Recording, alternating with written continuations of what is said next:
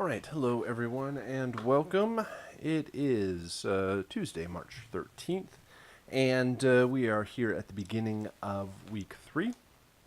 You have submitted your second composition for, well, I guess the first composition, but for the second project of Angry Bots. And so hopefully you had a good time with the project and got things set up. We're going to talk about, oh, you don't see the screen. Well, that would help. How about that? That should work. So we are going to discuss your submissions for the Angry Bots composition. And so this, by now, you have created your music and sound effects for the 2 game projects. This week, we are going to be using Wise, a software application known as Game Audio Middleware, which is basically a piece of audio software for games, or specifically for games. We can use this to implement our music and our sound effects to work in the game, so that when somebody presses a button or does a particular action, or starts the game or stops the game, they hear the correct piece of music and they hear the correct sound effect. So in order to be successful at all this and use Wise, you need to have the correct version installed. So let me just do that real quick. There are instructions on FSO in the assignments and peppered around in other locations in week 3. And it asks you to go to a website, audiokinetic.com, which is the developer of this software known as Wise. If I could spell, there we go. It is an extremely popular software that is used in lots of very, very popular games. Is it here? Or is it... Oh, where do they always move it around on me? Is it this? Wise in games. Featured games. Yeah, there's a good list. Overwatch, Abzu, Inside, Eve Valkyrie, Dirt Rally, Lucky's Tale. I think, yeah, this is a very good website that shows off all, it doesn't do it in, like, I guess there's no real popularity, but it shows off all of the current games that are using Wise, and very, very popular games out there. If you look at a lot of different job opportunities, you will see Wise mentioned in lots of skills and understanding in audio tools like Wise as a popular requirement for a lot of these types of gigs. So we want to introduce you to the tools and introduce you to the software. So when you, I guess I could show you where to go. You can go to download Wise right here, and it will download the Wise Launcher application, which looks like this.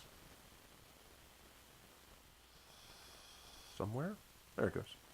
Oh, hold on. Let me log in here. Oh, it worked. Oh, no, it didn't. Hold on just a sec.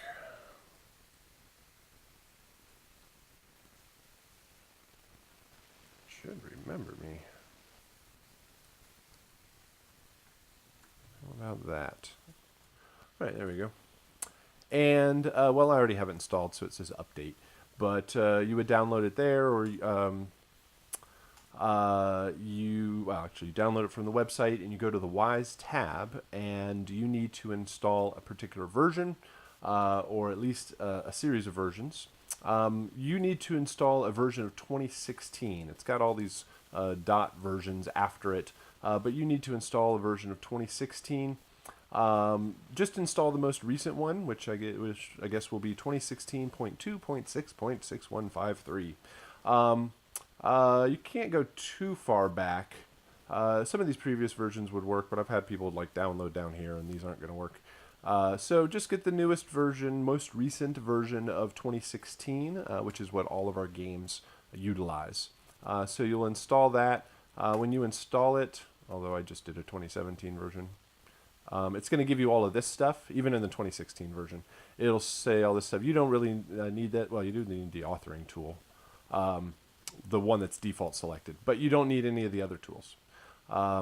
So unless you were doing lots of different platforms and lots of different code kind of things, none of that stuff will be necessary for our projects.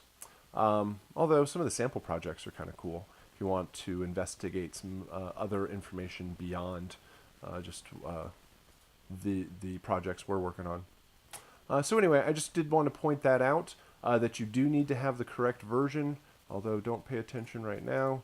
Let me go back to a 2016 version. It's probably, well, yes, I know I already have it installed, but yes. So a 2016 version is necessary for all of your projects this week. And there will be a discussion of the setup of Wise after our peer review. So like our session last week on Tuesday, we start out the session with a bit of peer review, a bit of discussion of your submission from last week, which was the composition for Angry Bots. And I'll start out with an overall discussion. We have two submissions here. An overall discussion of the tracks and the music. Just what we're paying attention to, what the focus is. Oh, it looks like I didn't line this one up perfectly. What we're focused on, what you need to be paying attention to, and just how this is overall going to work in the game. And then we'll go through them individually. So, all right. So with Angry Bots, our focus is the concept of ambient and action. When playing the game, your music or the game's soundtrack will switch back and forth between the lower energy ambient game state and the higher energy action game state.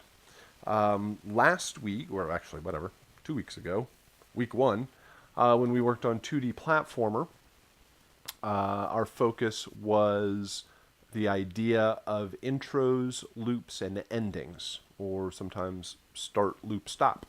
A beginning, a middle, and end, really, with your music, and how the music then switches around.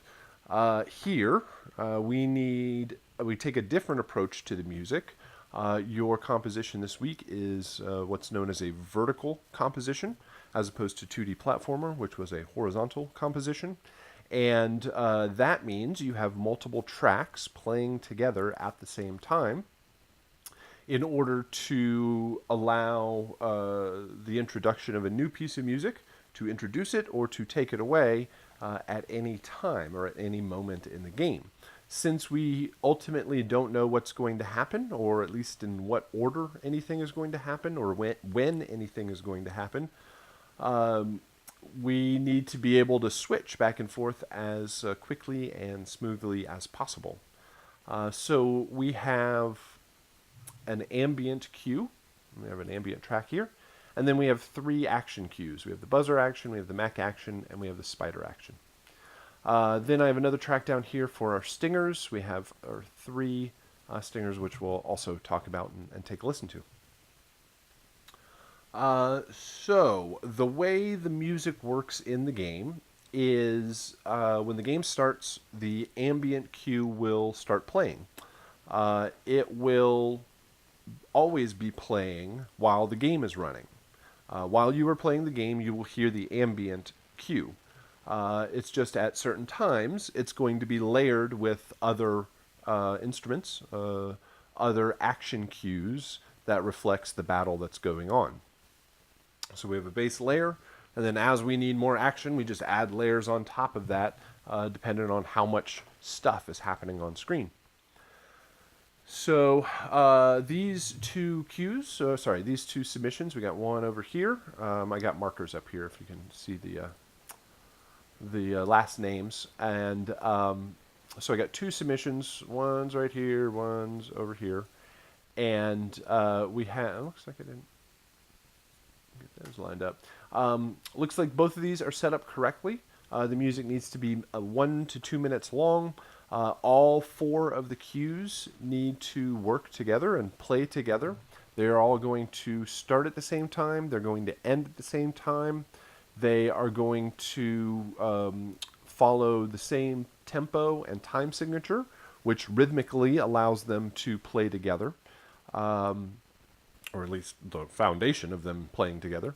Then they all need to be in the same key, and they all need to be following a common chord progression so that harmonically they will work together.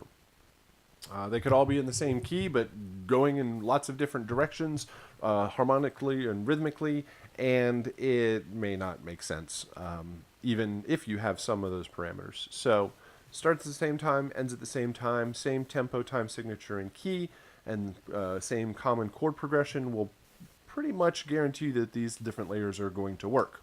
Then it is about more the emotional context and thematic ideas that relate to the robots and the battles that you're having with them.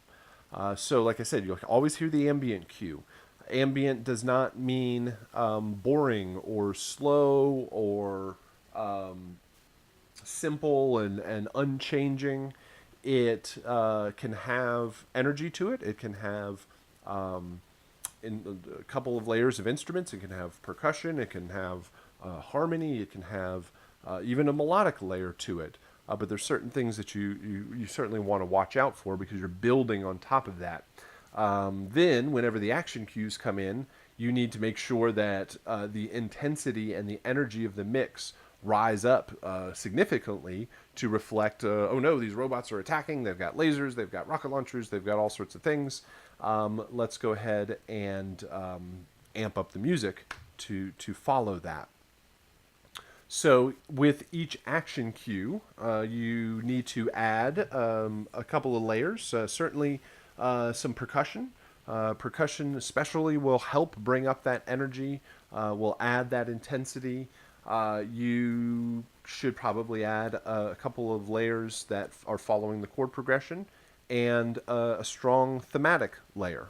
I might even hesitate to say melody because with the sort of more modern aesthetic overall, this kind of robots and technology and kind of a bit futuristic overall, you don't maybe need traditional melody. You could go in towards like sound design or musical sound design. So we need to add energy. We need to add this intensity with each one of these action layers. The instrumentation in each one of the action cues should be unique to that action cue. You want to make sure that you're almost training the player in what they hear so they can identify the robots even if they're not on screen. They'll hear thematic lines, they'll hear thematic instrumentation that tells you, all right, this is the battle that I'm getting ready for. This is what's coming at me. So structurally, it all needs to work together. The biggest thing that can fall apart here is clashing notes, clashing rhythms, clashing harmonies, anything that is going to cause the feeling of like independence between the layers. So you want to make sure they all can fit together. It's probably not necessary to think about it as 4 individual compositions. Think about it as one composition that can be split out into 4 parts. That way you should have the common properties of the music that should make it work together, but also have enough unique instrumentation and unique ideas that come along with each cue that allows it to be much more identifiable. What else? So structurally it needs to work together. we're paying attention to the intensity difference between the cues. You need to be able to identify with unique instrumentation or unique thematic ideas each robot that's introduced. I'm going to jump down. I guess the next one would be a mix. We got the 4 faders here, and eventually, or ultimately, what you would want is when you brought these faders to Unity, or at least, sorry, these 4 faders, when you brought those 4, or the 1 ambient and the 3 action cues, when you bring those faders to Unity, that should be the perfect mix that you want to hear in the game. You do have some control of the mix in Wise.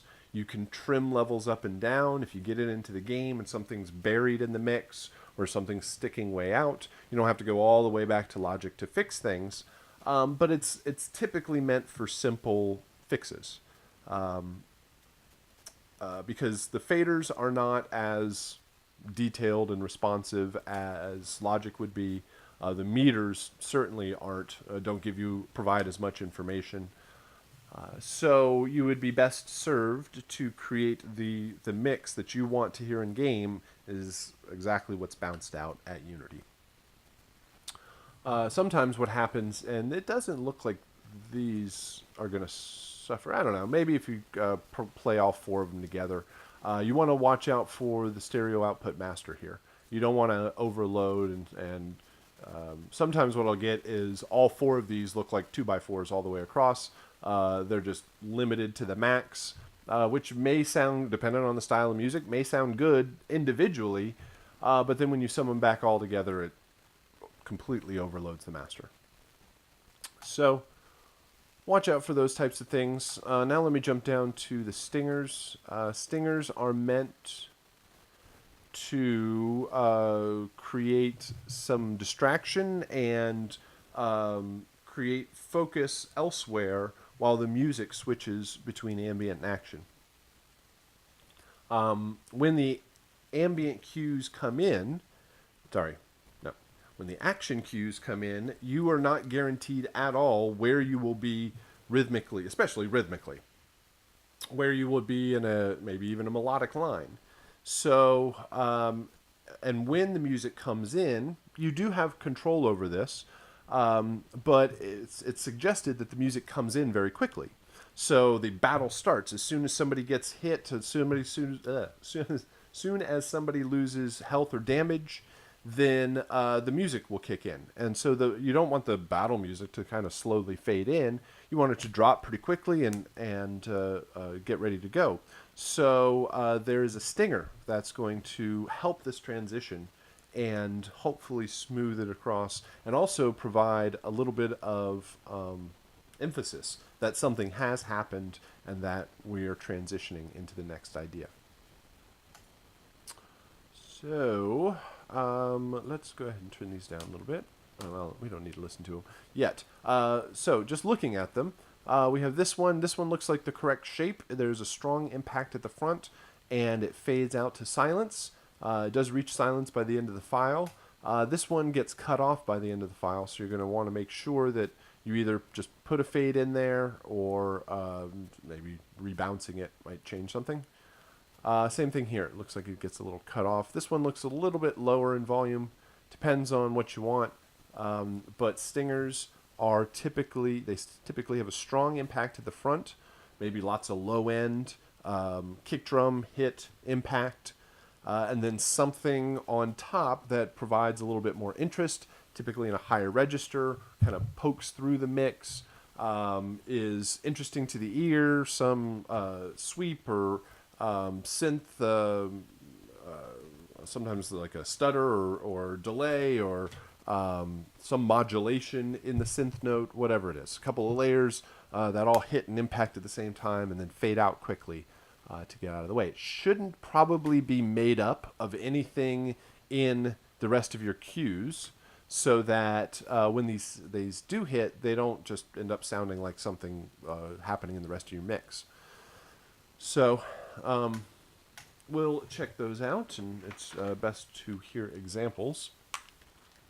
So if you have any have any questions, go ahead and post them up in the chat. But let's go ahead and start listening to our first one. Once I get untied. There we go. All right. First thing is I'm going to play the part of the game, mixing all the levels up and down. I'm down here in the mixer and leave the stingers up. We'll start with the ambient cue. Overall, these tracks look like they are set up and ready to go. Everything is at least formatted correctly. So let's start out. Yeah, start out with the ambient cue. Well, let's make sure. What's going on? My audio set up correctly? Yes. Oh, is it because this is like a synth track or something? Fine. Delete anyway. Sorry. What, 4 audio tracks? Right, this one's fine. With these 3, I guess Logic's not smart enough to understand that those are audio. Keep this one. And steal all the names here. That did not work correctly. This is ambient.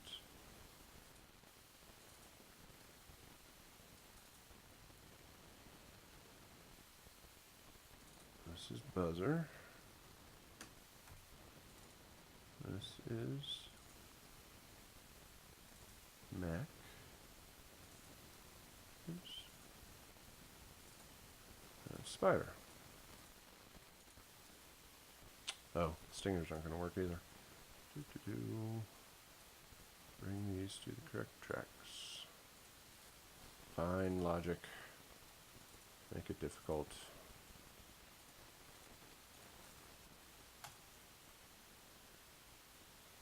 That should work now. Oh, fine. Yes, I already have one. Replace it.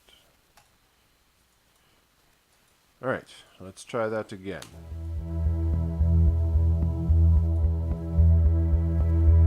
Oh, let's try this one. There we go.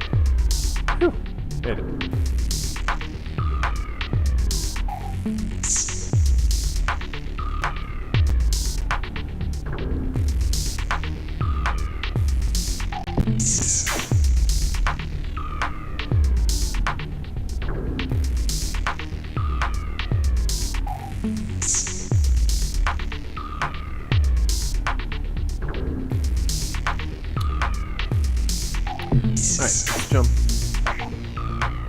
Changes through there. Let's come towards the end, check out the loop. Cool. Looks pretty well. Yeah. So, first off, I like the sounds, I like the rhythm, I like kind of the tones overall. It's got an interesting groove. It will probably provide a good foundation for the rest of the cues. Kind of foreshadows the rhythm that's coming up. While there's some kind of, well, there's changes in the progression, there's some changes in the rhythm. Once the instrumentation is set, there isn't much change overall. We'd like to hear some other synth or element that comes in and out, kind of weaves its way in and out of the mix every once in a while. Whatever that was kind of...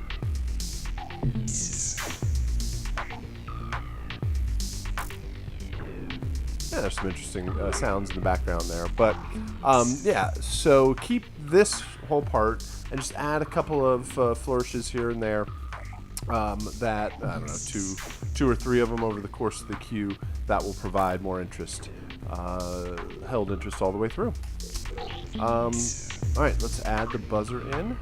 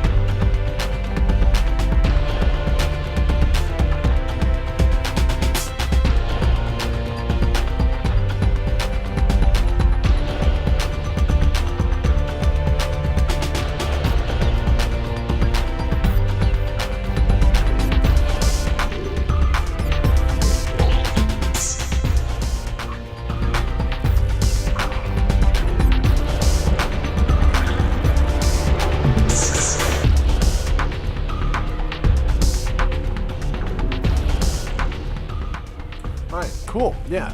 Great energy is added overall. It definitely brings up the intensity. You know, you're in like a different state at that point. You're battling at that point. I was thinking in the first half that you doing good with the intensity and following the progression overall, but not really having a kind of a lead statement. And then I hear it much more in the second half.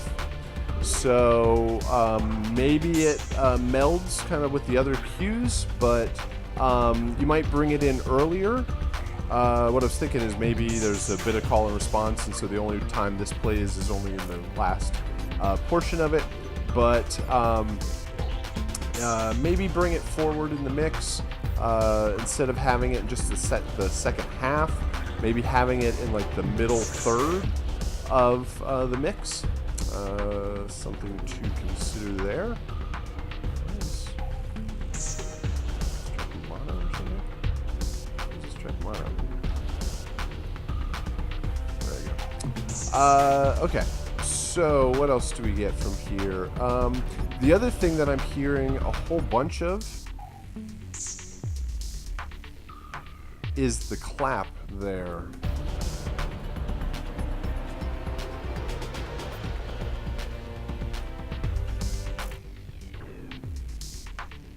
Trying to see if it's just in the ambient cue, but the claps or the snares, maybe it's the addition of both of them, really stick out in the mix and become quite loud. So those could probably be brought back overall. But yeah, I like the lead part in the second half. I like what's added energy-wise. So let's do Spider.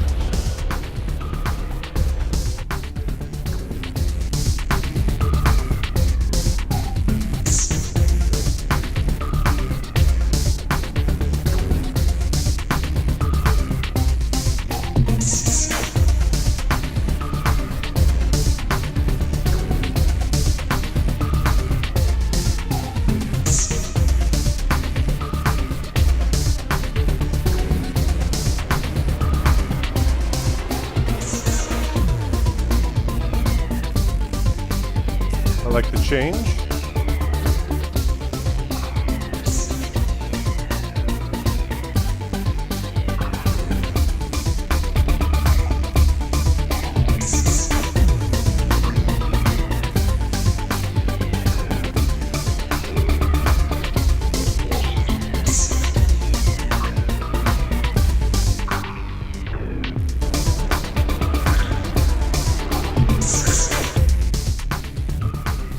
I also like the rises and the turnaround at the very end, so that's kind of cool. I would say that the Spider, especially in the first half, doesn't have the same power that was added in the buzzer cue.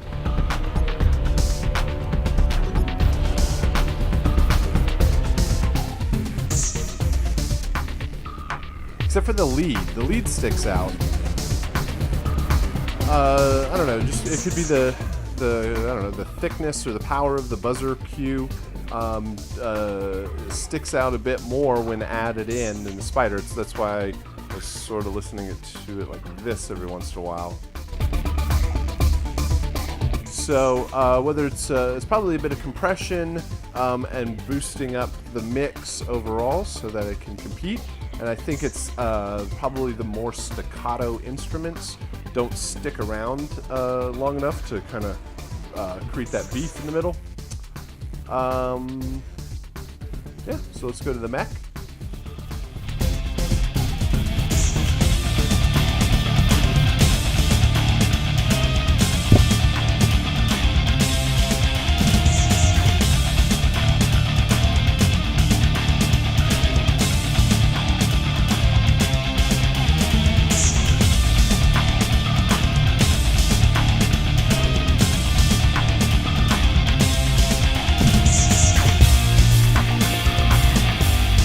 Another good change.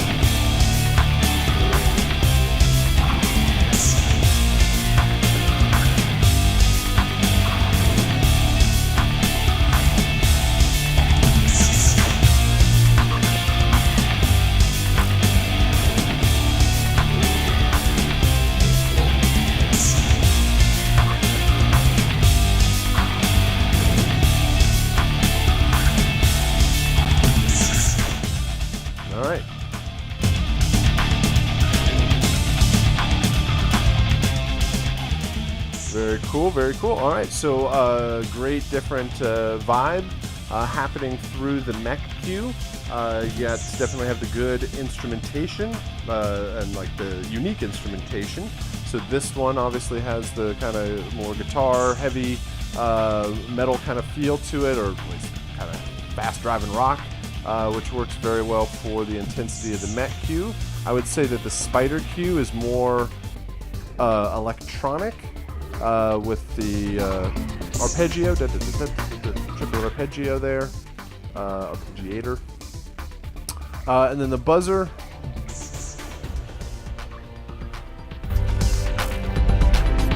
maybe more orchestral with what sounds like strings and brass in there. Some of the good percussion happening in there. So all of the layers have a unique feel and kind of fit against the ambient cue.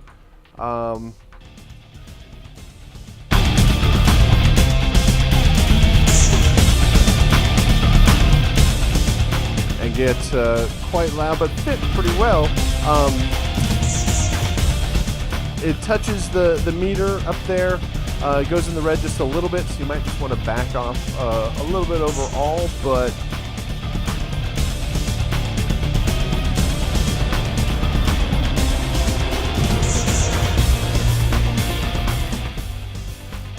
everything fits together pretty well. You don't they're all obviously following the same direction, and it gets there's a lot of stuff going on in there, but you can kind of pay attention to and pick out the different layers. So overall, I think this works out very well. Maybe some things with the mix.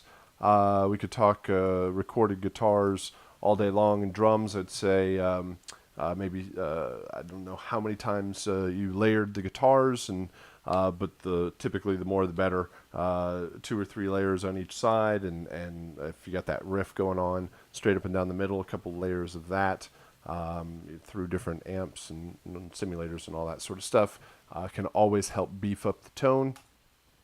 And yeah, but compositionally and kind of structurally, all of those work very well together. Let's check out the 3 stingers here. Like I said, this one probably is the best shape overall, and you got to watch out for these getting cut off.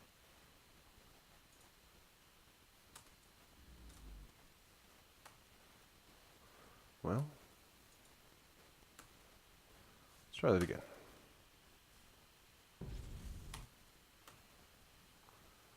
Do it this way. There we go. Turn this up.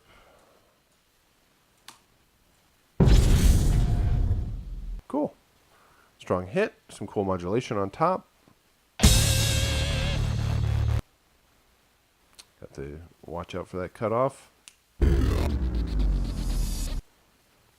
Cool. This one gets close to getting cut off. So I think the only thing I might watch out for is using the drum kit and the guitar in that mech cue, because it might get lost against the rest of the mix going on in the mech cue. But I think that'll really be determined by checking it out and actually playing it. So, and getting it into the game, getting into Wise and seeing what works. So typically I suggest that these kind of sound somewhat in the same ballpark overall, but yeah, might be interesting to see how that one works. All right, good stuff to start it out with. Let's go ahead and check our second one here. Going to take these faders down and play the ambient cue.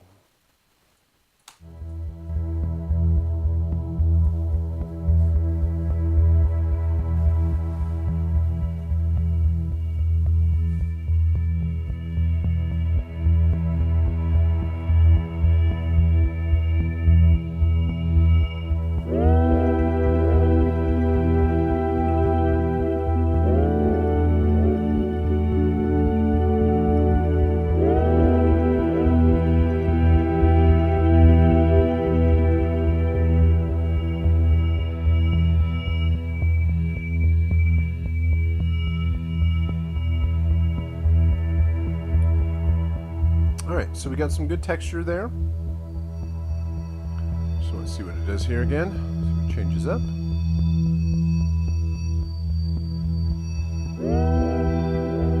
Right. So you got the little bit of pulse from the arpeggiator, kind of way down at the bottom. That's sort of sitting right there, kind of outlining what's coming up. You got a little bit of the chord progression overall. You got some pads and things that kind of weave in and out together. My main concern would be whatever this lead line or whatever this idea is that comes in, but being panned all the way to the right. That. Which, if you're watching the live broadcast, I think everything's in mono and you might not pick up on that, but in the archive, you'll definitely hear. And that's just a case of being unsure as to what the final medium is going to be, and if they are only listening on one side, they'll miss half the mix. So you want to typically keep, especially lead instrumentation. If you got stuff balanced back and forth and you got different layers at panned all the way hard left and right, and then at 10 and 2 and straight up and down the middle and stuff like that, then it's okay to have certain elements as long as they're balanced. But especially something like that could be a focus, you definitely want that up and down the middle. Let's bring in the buzzer cue.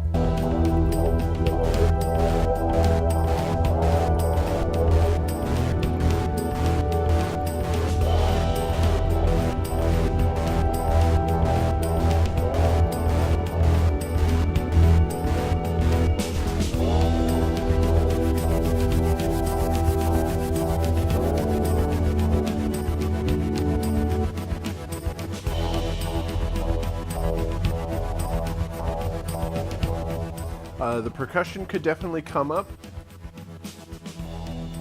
Percussion could come up to help bring in that intensity. Watch out for that sort of, sounds like a gated, distorted synth.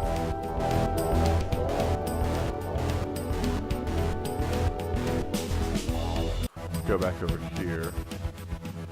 It just feels like it's coming in off the rhythm. Needs to be like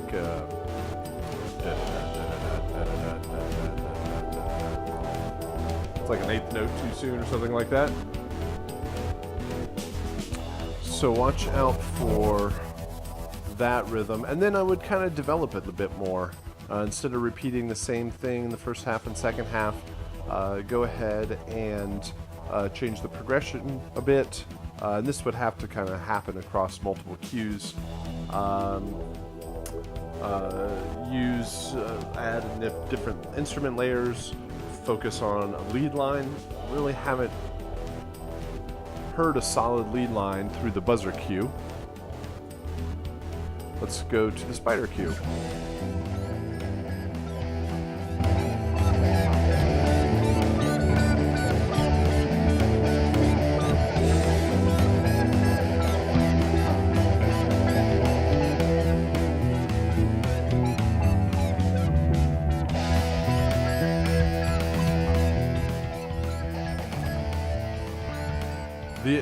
The LFO on whatever that lead sound is in the spider cue, again, feels kind of out of time with the rest of the instrumentation and kind of the rhythm that's set before, set in through the drum kit.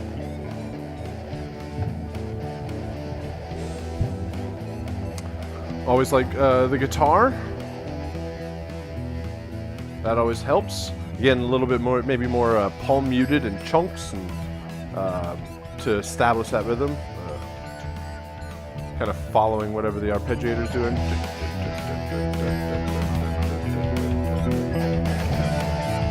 It's kind of on eighth notes.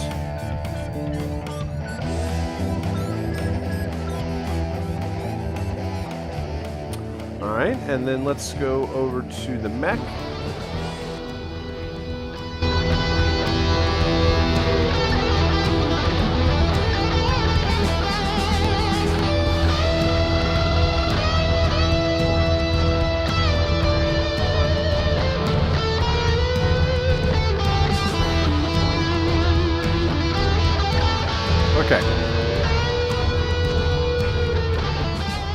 So you definitely got the unique instrumentation with the lead on the mech.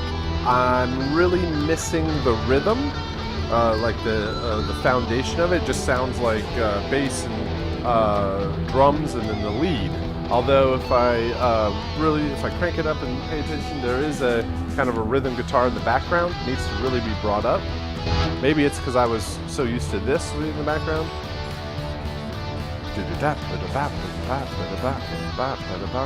So when I hear this by itself, it feels a little empty.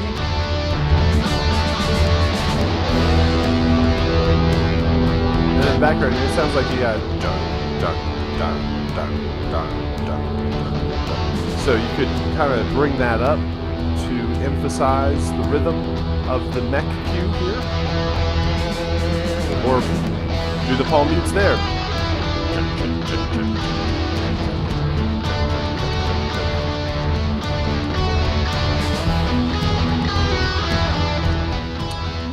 So when bringing in using live instruments, you got to make sure it's just solidly quantized, and obviously it's just strongly on the beat as possible, and especially with the rhythm, you can definitely be a lot looser with the lead line, but it's really solidly hitting the rhythm of the rhythm guitar.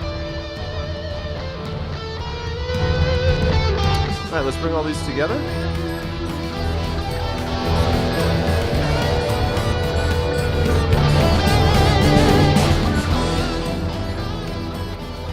All right, looks like you did good with your mix, where it didn't clip when I brought it all the way up.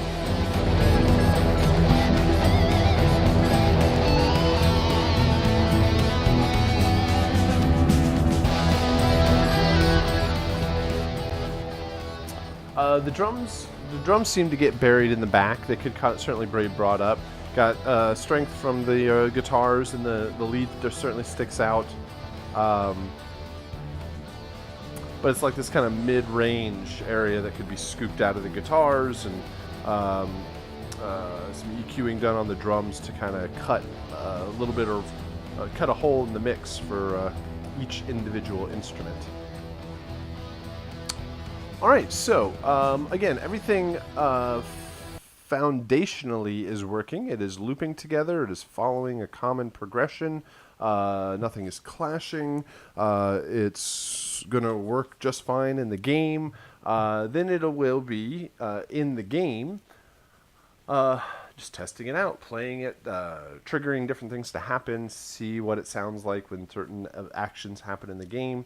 And you really don't get a sense of how this is all going to sound until you put it in the game and it all works together. Then you have a chance, you can still, when working with Wise this week, you can set everything up with the sounds in their current form, and then if later on you want to change or revise any of your audio, any of your music, then you can always just, as long as you name the files the same and put them in the same location, it should say, hey, this already exists, do you want to replace it? And it should follow and shouldn't have to do anything else down the line. The other thing that I often notice is that with these compositions, and once you get them in the game, when listening to them here in Logic, we're kind of going over them with a microscope and picking out every single little detail. But I often find that once you get them in the game, that when you have the music, you have the sound effects, you have the graphics, you have the interactivity of somebody actually playing the game, that a lot of the individual details gets glossed over, and they all kind of, it's one of those, the sum is greater than the individual parts, where you could pick apart little things on each one of them. Once you put them all together, there's so much, I mean, the music distracts from the sound effects, which distracts from the graphics, which distracts from everything else, and but in a good way, so that they're all just one cohesive experience, and you're not necessarily focused on every single detail. So while we can pick it apart in here, I often find once you get into the game, it works pretty well. Let's go into 3 stingers.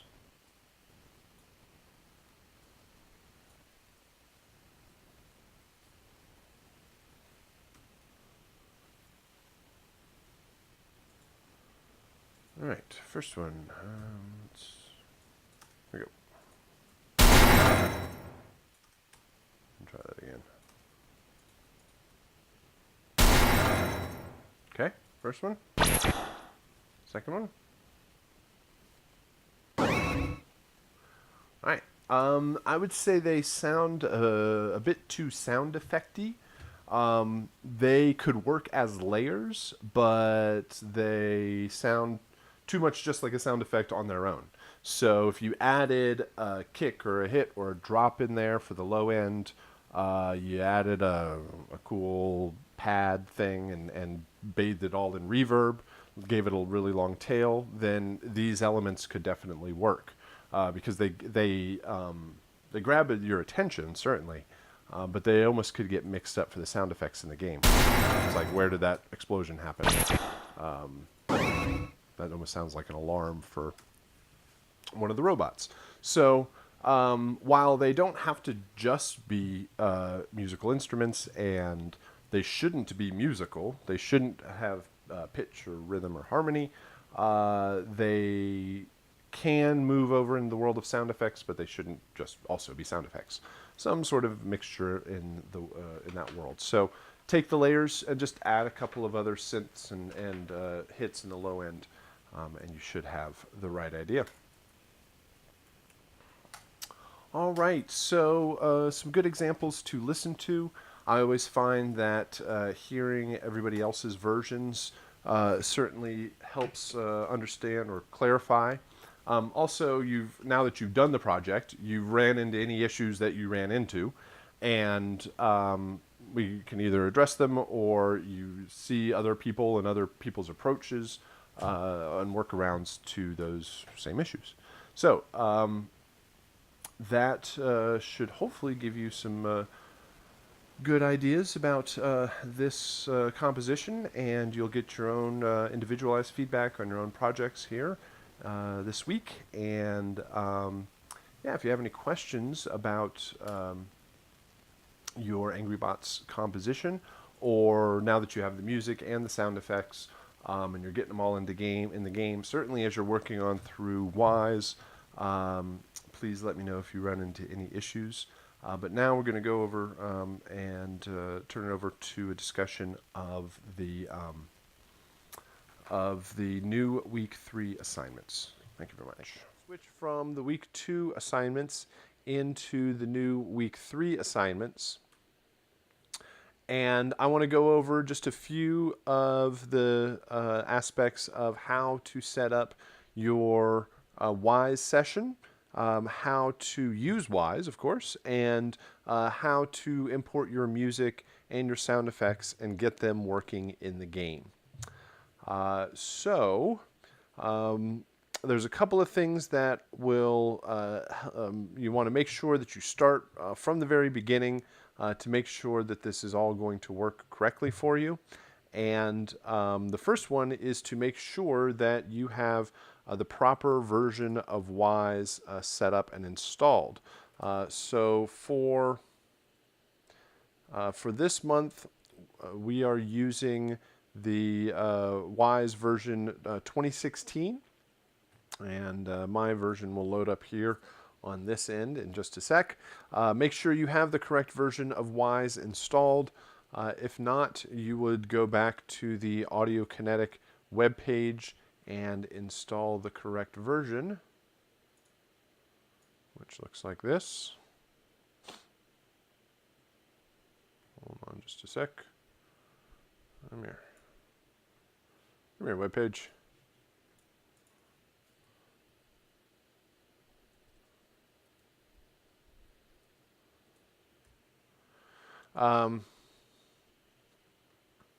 You would go to Audio Kinetic's web page and download Wise over here.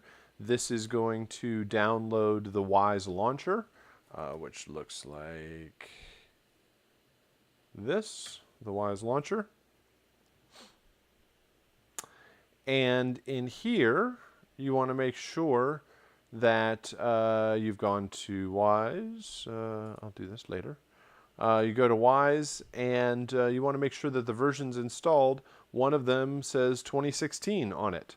If not, then you can do install new versions and make sure you have a 2016 version installed. It shouldn't matter which one you do, but just go for the most recent one, the biggest number, right? Which at the time of filming is 2016.2.6.6153. Just get the newest one and install that, and when you launch, it will look something like this. So, now, first and foremost, you need to have the correct version of Wise installed, and there's more detailed instructions on FSO to get that installed. The next thing would be to have a couple of files set up on your desktop to make this project work. So what we are going to do is we'll go to FSO here and show you all of the files that you have to download. So let me find that real quick. I am going to go, let me get to the correct class first.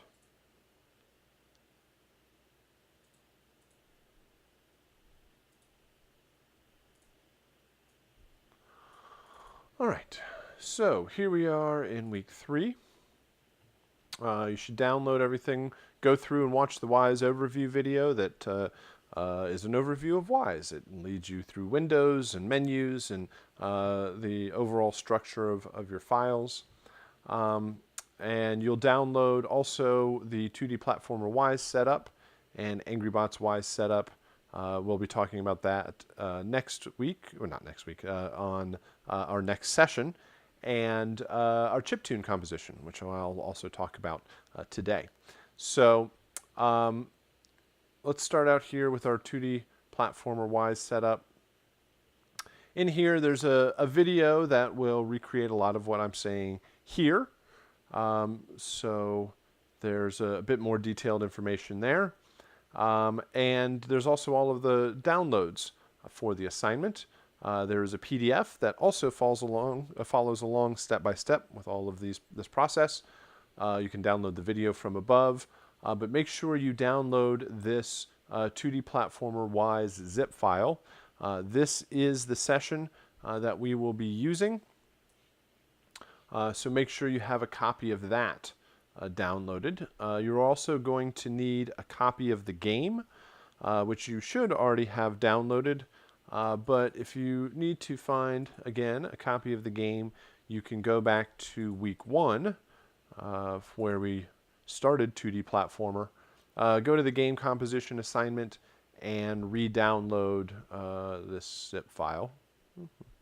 That's where the copy of the game is. So let's go ahead and set up a couple of things that we need to. The first thing I'm going to do is just create a folder. I'm going to do this all on my desktop, and I recommend that you do the same while you are working on the project so that all of the files are easily accessible. I'm going to name this 2D Platformer. And in this folder, I'm going to take that zip file that we just downloaded from FSO. I'm going to unzip it. I don't need the zip file after that. So I'll just take that folder. This is the Wise project that is provided. This is what we're going to use with all of the files that we need. So we'll just start with a copy of that. Then we're going to get a copy of the game, as I mentioned before. Go into your downloaded version of the game application and make sure that these two files are next to each other. This is extremely important to make sure that this works properly. If the 2D Platformer file is not there, right next to this 2D Platformer Wise folder, it will not work, which is also stated here on FSO. In the assignments, if these two files Warning, make sure you have these two files next to each other or things will not work, right? So make sure if you are having any sort of issues at the end of this process, make sure that you have everything set up correctly. It will solve a lot of any sort of troubleshooting you might encounter. All right, the other thing we're going to do is create a folder called Media. And in this Media folder, I'm going to create another folder called Music. If I can spell it right, Music. And I'll create another one called Sound Effects. And this is, I'm going to put all of my music and sound effects in here that I created, just so I can have quick and easy access to those. So let me do that real quick. Let's see. I'm going to go back to my original composition files and a copy of my sound effects and bring them in there, which looks like this. So I'm going to go get all of my music files. I'm going to take a copy of those. Let's try that again. Drop my music in my music folder. I'm going to back up, go find all of my sound effects. Should have 18 sound effects. And I'm going to make a copy and put that in my sound effects folder. And this is for no reason other than to have very quick, easy access to all the files that I need.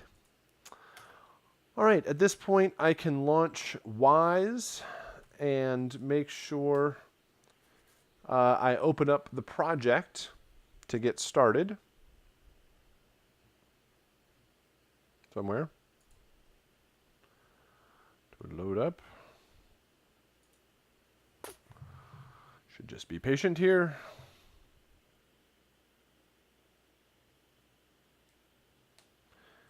And we are going to navigate to the project that we need. You probably don't have this project right here. Your recent projects is probably blank. And we just need to hit Open Other and then navigate to that project, which is on your desktop.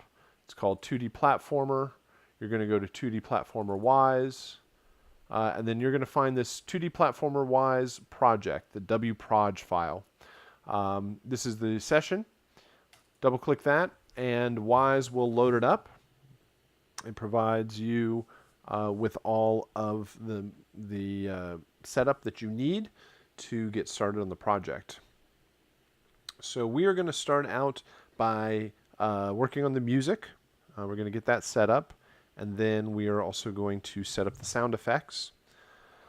And I will kind of go through it at a quicker pace here. It is explained in a bit more detail in the other videos, but I do want to kind of show an overview of how this is going to work. All right, so we have different layouts that we'll be using. We'll mostly be alternating between the designer layout and the interactive music layout. And I'm also going to be spending time switching between the audio tab, the events tab, and the soundbanks tab. So audio is where all of my audio is going to go. I'm going to import all of my WAV files here. I'm going to set them up and make them work appropriately for the game. Audio is added to events. And events are the messages that are sent from the game into Wise. The game has no idea about your music or your sound effects, has no idea about the audio. All it knows is that if it calls out these commands or these messages, that Wise will respond and play the correct audio file. So all we're going to have control over is when the music begins and when it ends. And this will create all of the interactivity that we need for our music. And then whenever we need a particular sound effect in the game just calls one of these events. and it plays the corresponding sound. We'll have to set that up, but that is our overall approach with our events. So audio is attached to events, and both audio and events end up in sound banks. Sound banks are one of the final formats that is used by the game itself. When you are done with your session, you do not bounce a file like you do in a DAW. You create your entire composition and you bounce out the final version. Here in Wise, you are going to build the project. And when you build the project, it creates a couple of files that the game can use to actually play back while somebody is playing the game. When you go to sell and distribute your game, you do not want to have a whole bunch of loose WAV files sitting on the game disk that everybody can steal and change and have access to copyrighted material. So instead, these sound banks will encrypt the files. It will take all of your WAV files, all of the data that you put into Wise, and encrypt it in something. It's not really a zip file, but it can kind of sort of be thought of as a zip file, where it's a file that contains a whole bunch of other files that is encrypted and compressed, and also is set up to work on multiple different platforms. So Wise speaks the language of a Nintendo Switch or a PlayStation, a Sony PlayStation, or a Microsoft Xbox, or an iOS or an Android device. It speaks all of these different languages, and the sound bank converts all of the files and is the file that the game actually uses. So this is just a quick overview of the types of files we'll be interacting with. So I'm going to start out by creating the music system. Setting up the music to work properly in the game. We have two events, when the music begins and when the music ends. So already set up in the game, when the game starts, it calls out this command or this event called play music begin.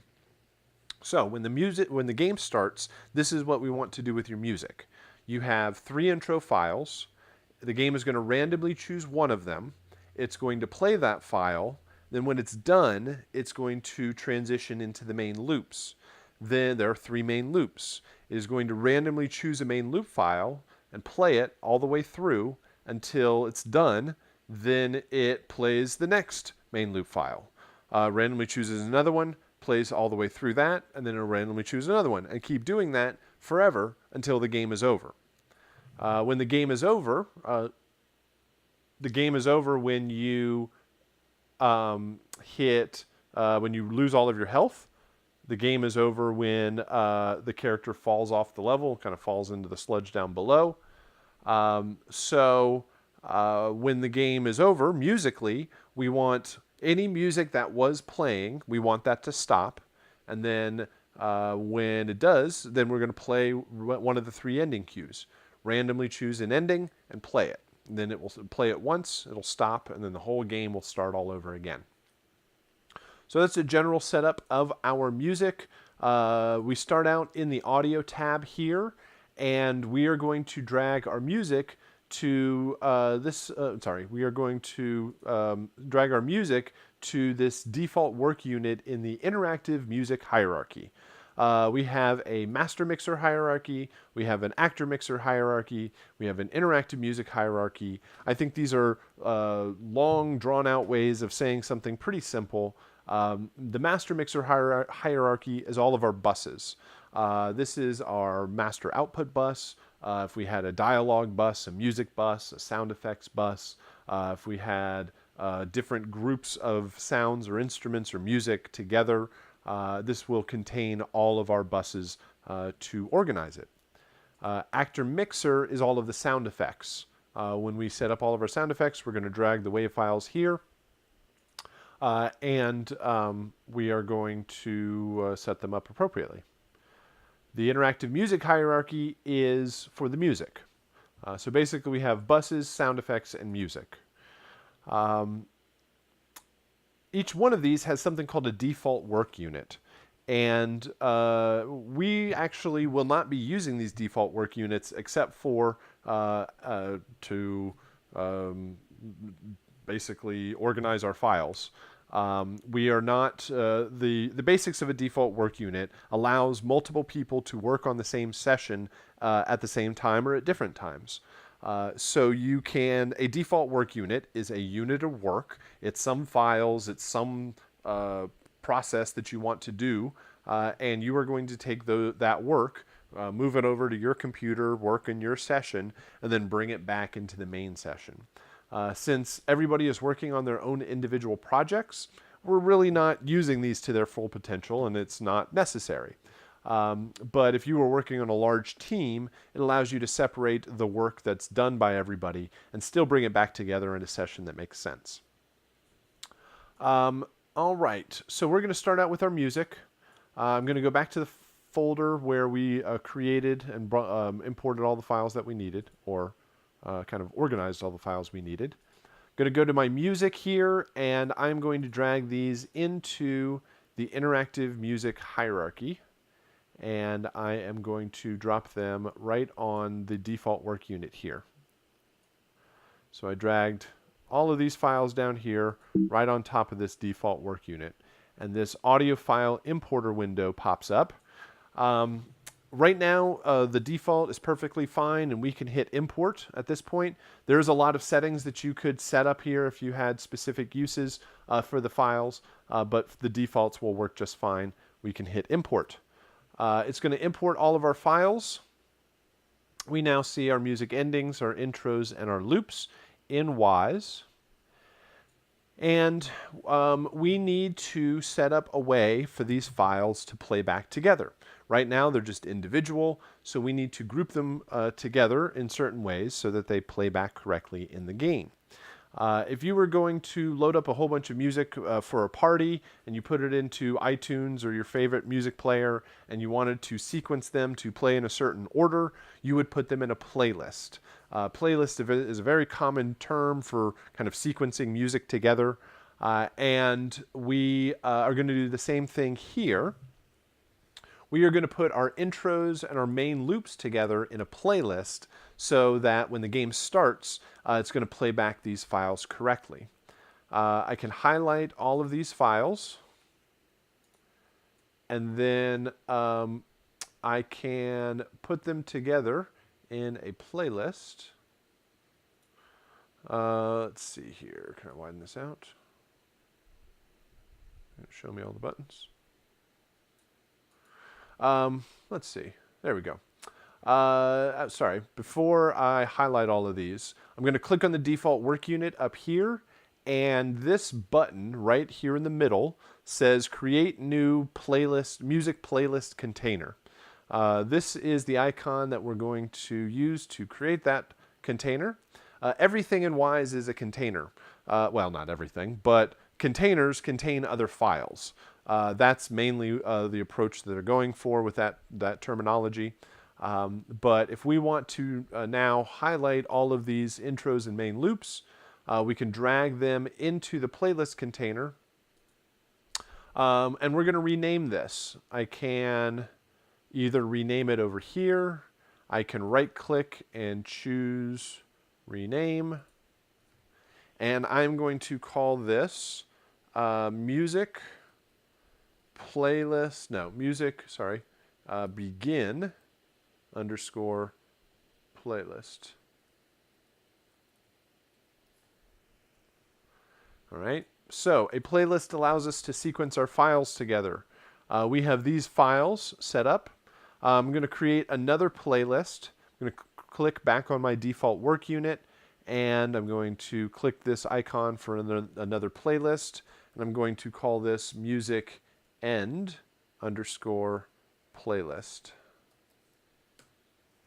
I'm going to drag all of my endings here. And now, this kind of organizes them together, but it doesn't actually set up any sort of order or sequence for these playlists. And that is done in the interactive music layout. If I go to the Layouts menu, I choose Interactive Music, and it gives, the windows change a little bit, and I need to go down here. This portion is called the music playlist editor. So if I click on playlists, I can see the appropriate order of all the files. So I'm going to start out up here, music begin playlist. It's empty right now. So I'm going to drag in all of these intro files one at a time. Unfortunately, you cannot select and highlight multiple files at the same time and drag them in. Just click on each one of them, drag it into the playlist. If you accidentally click off of the playlist, you'll see these waveforms. If somehow you get lost in here, you see these waveforms, always click back on the playlist.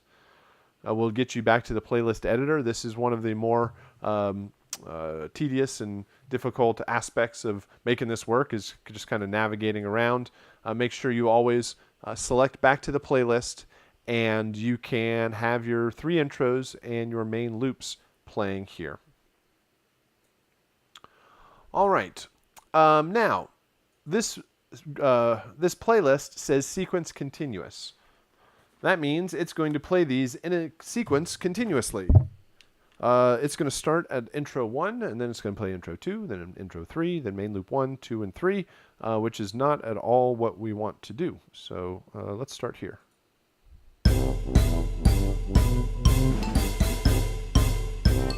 All right, so it plays them in order,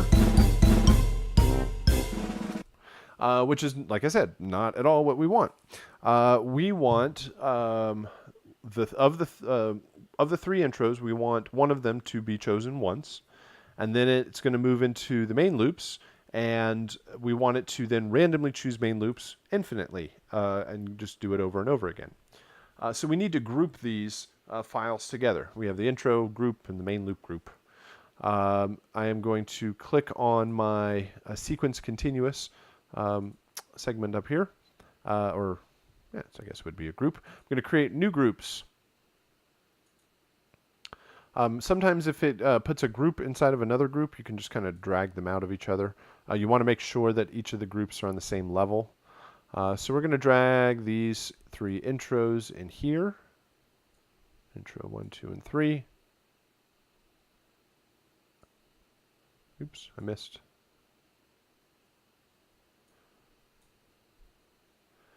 All right, there's intro 1, 2, and 3. Then we're going to go main loop 1, 2, and 3.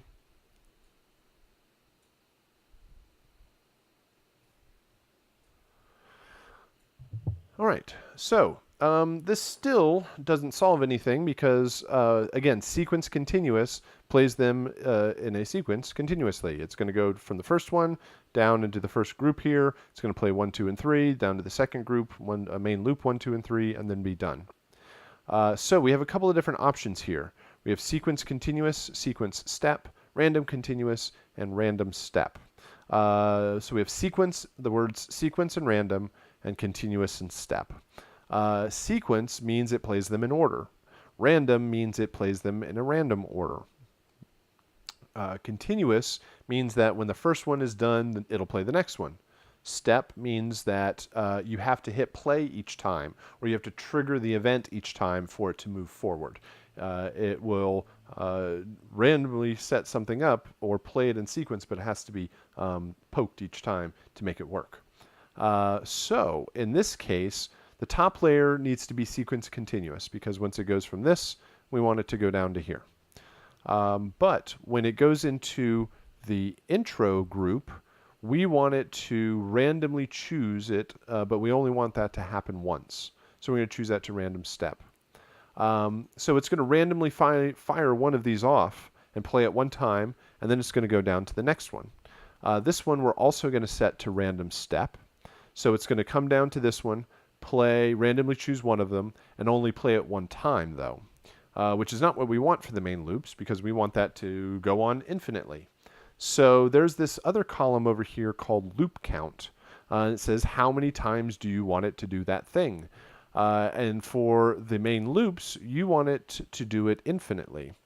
If you hit the down arrow on this second main loop group, you can switch it to infinite, and it will play through this section. It will randomly choose one of them, fall out, but come back through this loop infinitely for as long as the game is being played.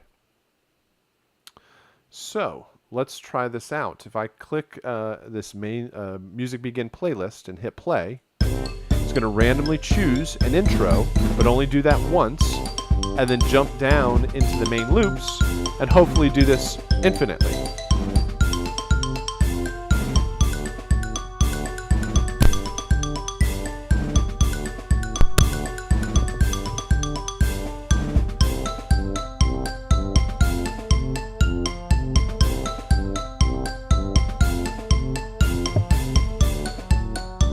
So it is switching, and it's doing exactly what we wanted it to.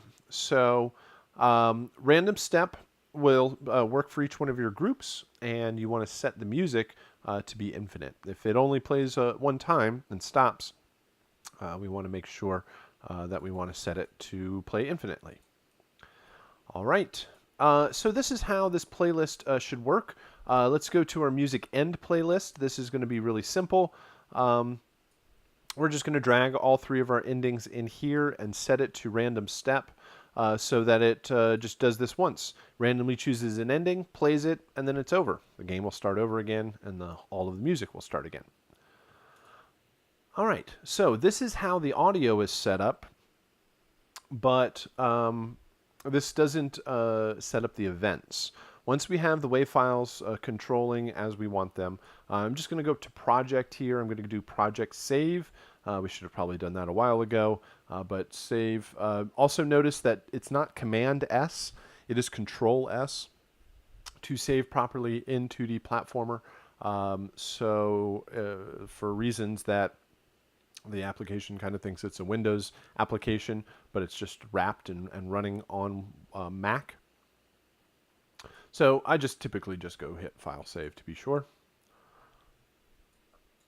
All right, now we have set up our audio. Now it's time to move on to the events. We have two events. We have music begin and music end. So setting up the music begin should be pretty straightforward. All we need to do is to play this music begin playlist. So let me take a step back here. Events have actions. There's anytime you click on one of these events over here, you're going to get access to these double arrows, and you have different actions like play, break, which will allow you to kind of pause and move on to the next thing. Post event, which will allow you to trigger any other events. You can stop, you can pause, you can mute, you can change a bus volume, you can change an individual audio file's voice volume, you can change the voice pitch, you can add a low pass filter, a high pass filter, you can change mix states, you can turn on and off switches, change game parameters. There's a lot of different things that you can do from these events. Remember, these are the messages that are sent from the game. The game knows nothing about your audio file. It just calls out these different events, and Wise takes care of the rest. So this music begin playlist, we want to play something, and then we hit browse. When you hit browse, it may look like this, it maybe looks like this, and it's kind of grayed out, doesn't look like there's anything to choose. But if you go to the, let's see here, where is it hitted? What did I do here? I do play, browse, I go to the actor mixer hierarchy and, the interactive music hierarchy. I'm in my music. And I want to play this music begin playlist. Once I hit OK, well, actually, you want to play the music begin playlist. You do not want to play any of the individual files, or it'll just play that one file. You set up all the interactivity in the playlist, so make sure you trigger that. At this point, if I hit play, it will play that event. Notice it says play music begin down here in the transport, so you know which event you're playing, and it starts playing that playlist. And it gets to the part where it randomizes, and it will do that infinitely. So next is the end playlist, the end event. The first thing we want to do is we want to stop the music begin playlist. Anything that was playing, no matter where you were, when the game is over, you're going to turn it off. So we have the play event. We also have a stop event. we want to stop just this one file. We don't want to stop everything. You could stop all of the audio in the game if you wanted to. Probably wouldn't be a very good idea right now. But we hit stop, and we want to stop that music begin playlist. That will cut off the previous music. Now we want to play, and we'll hit browse again, and we want to play the ending. Oops, let me try that again. Hit browse. We want to play the ending cue. All right, so when the game is over, it's going to call out play music end. That's going to stop the music that was playing and play just one of the random files in the end playlist. All right. So that should set up our music. Let's hit play. Let's hit begin. Let's go over to the ending. And it should stop, end there, and be done. All right. So I'm going to go back to Project Save. Now that I have my music set up, I am going to go back to the Audio tab, and now I'm going to tackle the sound effects. These should be pretty straightforward. Most of it is just you have the events. Again, the events are really important. It tells you all of the files or all of the messages that the game can speak, all of the messages that it can send you, and you basically need to respond with audio. And you'll see these match the sound effects. Bomb boom, bomb fuse, bomb pickup, bomb set down, enemy death, gunshot, health pickup, jump, ouch, and taunt. So we need to set up these events. We need to start over in the Audio tab. We are going to work on the actor mixer hierarchy now on this default work unit. This is for the sound effects. I'm going to go back over to my sound effects over here, and I'm just going to highlight all of my WAV files. Again, this is why we kind of organized it all together so you have quick access. Highlight all of my WAV files and drag them into my actor mixer hierarchy. You want to make sure you go on that default work unit right here. Make sure you drag onto that.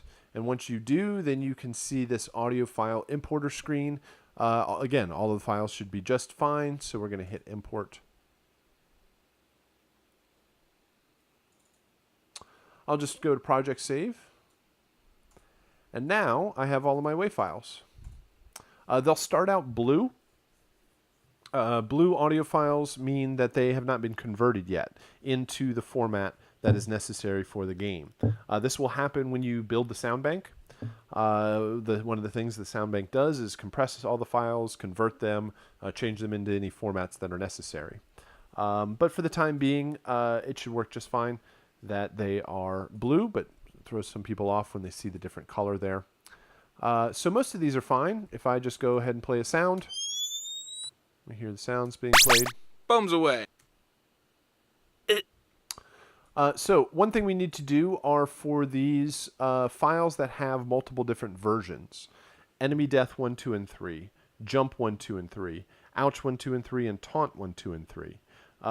We want them in a single event, or each one of them has their own kind of single event. We don't want the 3 files to be played at the same time, so we want to randomize them. So we're going to click on this default work unit again, and up here, this icon that looks like all the little dots at the top, this is called a random container. And a random container allows you to randomize files.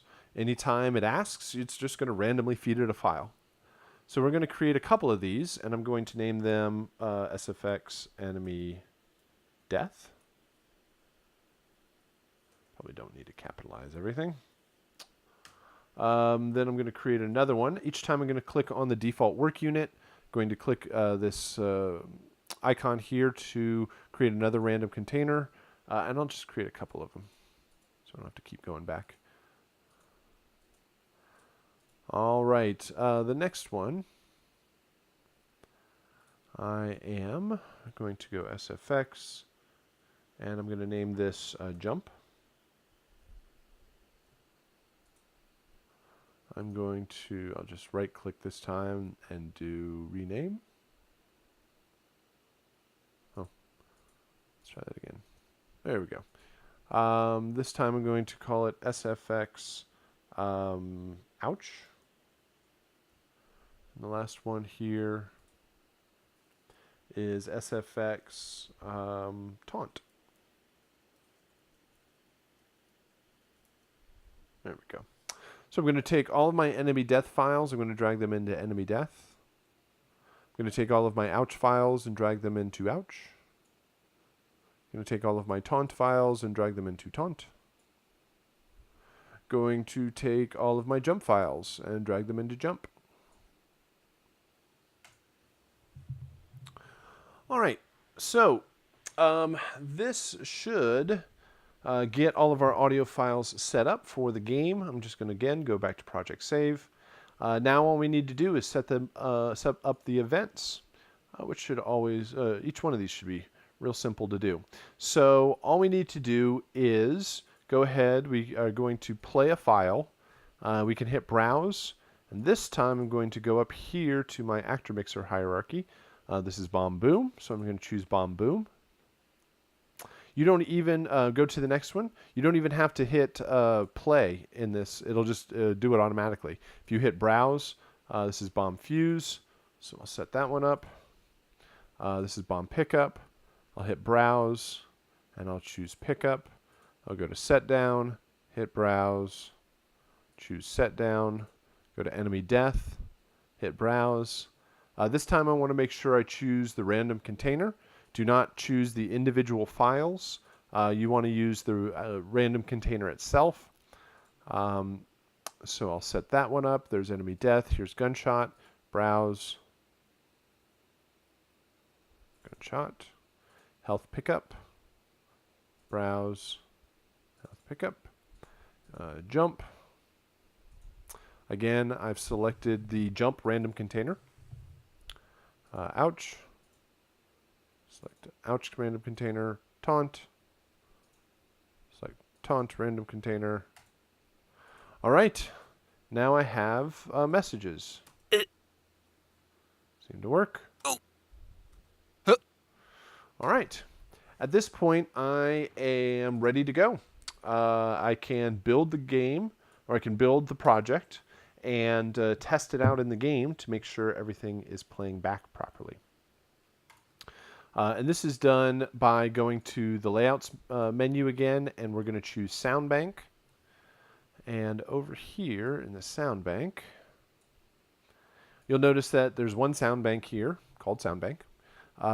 It is set up for the Mac platform, and the English is set to, the language is set to English. So we're ready to go. All we should have to do at this point is hit Generate. And when you hit Generate, this message will pop up, and it says Evaluation Mode. Sound banks contain 27 media items out of 200. It gives you this generic message, and it should have built all of the files correctly.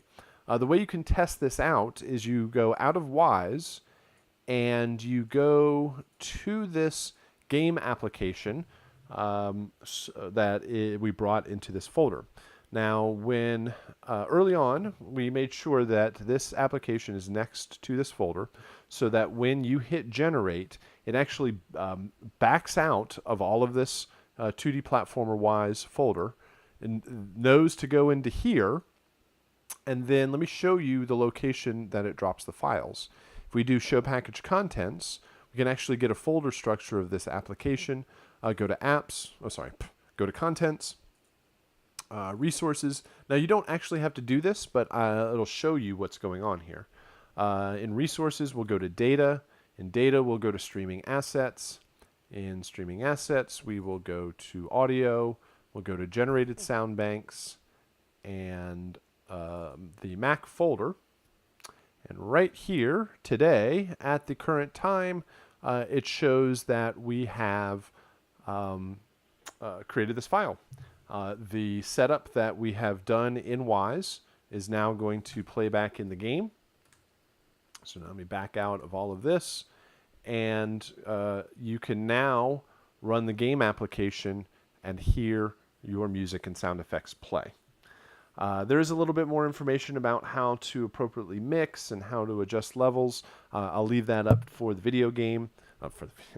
Well, you have to do it for the video game. I'll leave that up for the video to explain a bit more detail. But that should get you up and running and make things work properly for the game. Again, if you reach this point and you are in Wise and you have generated here, and the message that pops up is in red and it gives you all sorts of errors, read the errors, make sure that you're not missing a file. Sometimes it's complaining about the setup inside of Wise. Or other times, if you go try to play the music and you don't hear anything, it would be the fact that this 2D platformer application and the 2D platformer Wise folders were not next to each other when you built. So double check that. Or if you have any other issues, please get in contact with us and your instructor can help you out. So what else? Let me go back to here. That's the overall approach for 2D platformer.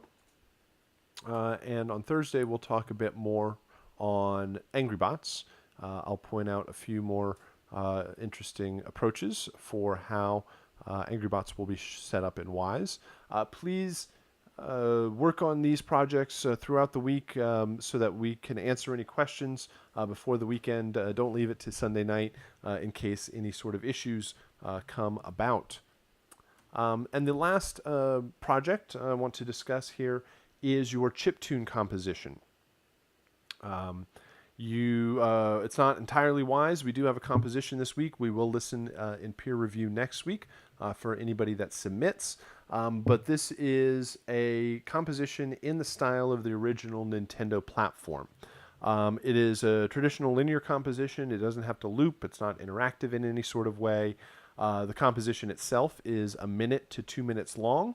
And I'm most interested that you are following the restrictions of the original Nintendo system to kind of get a sense of what composition was like back in these earlier systems overall. And so with this project, I was a bit hesitant at first when we started this, thinking that it would end in less than optimal compositions, less than listenable music because of the limitations of the sounds. The sounds don't really sound all that great or aren't as interesting or complex compared to modern synths and DAWs. But what I ended up finding is that most people end up having your focus on the composition a whole lot more, and you're not hiding behind kind of the production and the sounds and things like arpeggiators and drum machines that will do it all for you. And so this there's a strong focus on the composition and the development of the music. So again, there is about a minute long composition.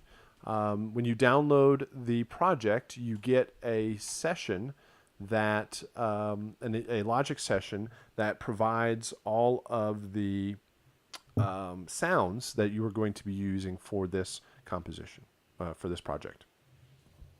So some of the main restrictions are, number one, you have to use the sounds that are provided with the project. Those come in the form of EXS24 sound banks. If you click on any one of these tracks, they are all equipped with EXS24, and you have a couple of presets that were sampled directly from the original Nintendo and Famicom systems. And so these are very simple, straightforward effects.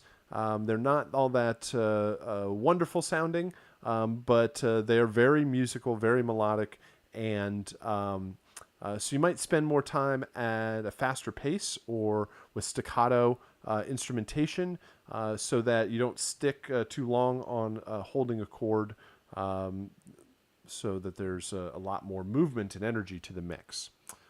So let's see here. Can I even get something going?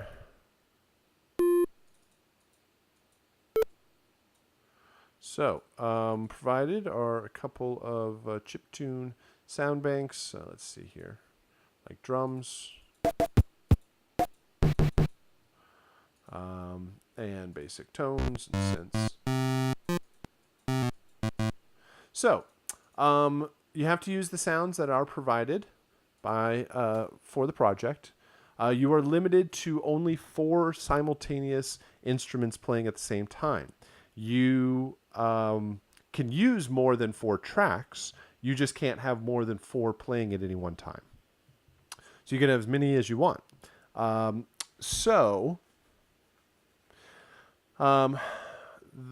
Four. That means one of them has to be a drums, one of them has to be melody. You need drums and melody at some point in the composition. The other 2, you could have drums, bass, harmony, melody. You could have drums, harmony, melody, melody, or like drums, harmony, melody, counter melody, or drums, melody, melody, melody. Depends on how you want to approach it. But you can have any combination as long as you have drums and a melodic idea. Of course, the progression, the melody all need to develop over the course of the minute or so composition. You can have more than 4 tracks. You just need to make sure that they are, there's only 4 of them playing at any one time. What else? So you have to use the sounds. You're limited to the number of tracks. You have to have drums. You have to have melody. Oh, the melody has to change at some point. In order to do that, you're probably best to duplicate a track. And let's see, track.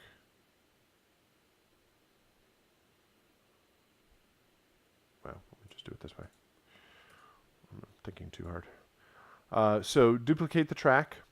And then use another sound for your lead melody, but only 4 of them playing at any one time. So I have a couple of student submissions. These are some of the better ones that I've had, but it shows you the capability of what is possible. So here is the first one. Let's do it this way.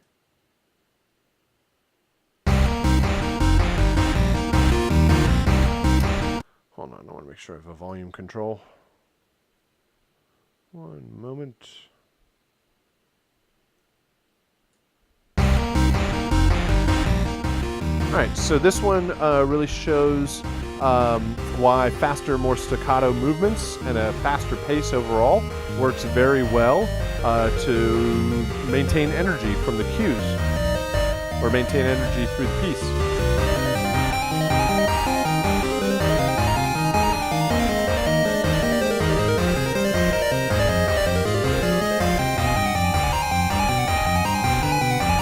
Especially this part right here.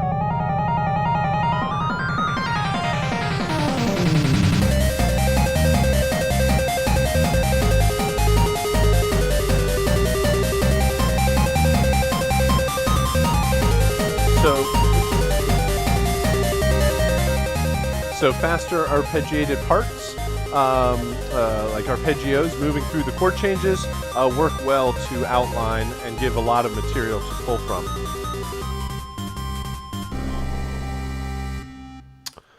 Here's the next one.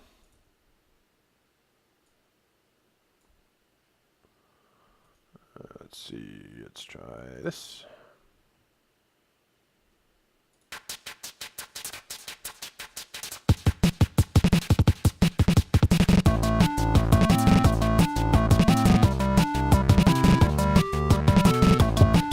So good energy, lots of changes also throughout. Big sweeps through chords. Having things on the quarter note, 8th note, 32nd, or 16th and 32nd gives a lot of room for all these changes.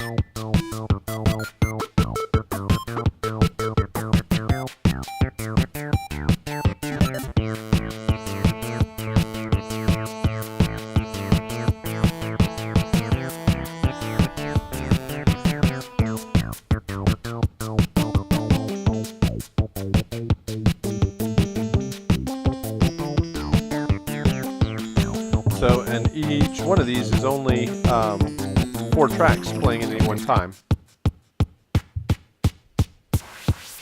They're just constantly switching their sounds back and forth.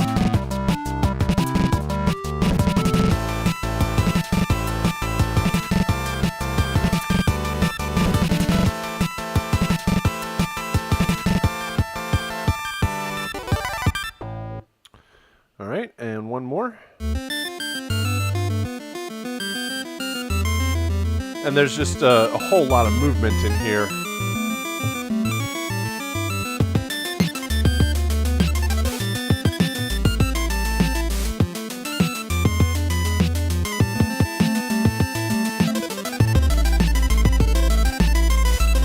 Again, these are kind of really classic chiptune approaches where you're repeating the notes or doing quick sweeps through arpeggios.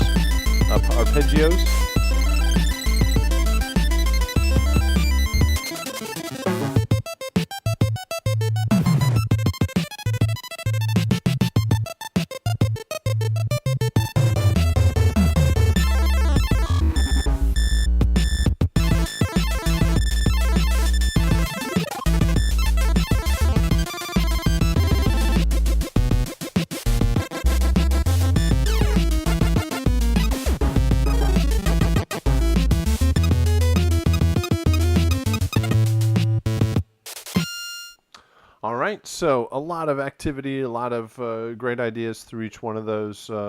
Certainly those are the top end of the spectrum of the overall quality, but hopefully gives you some inspiration about where these might go.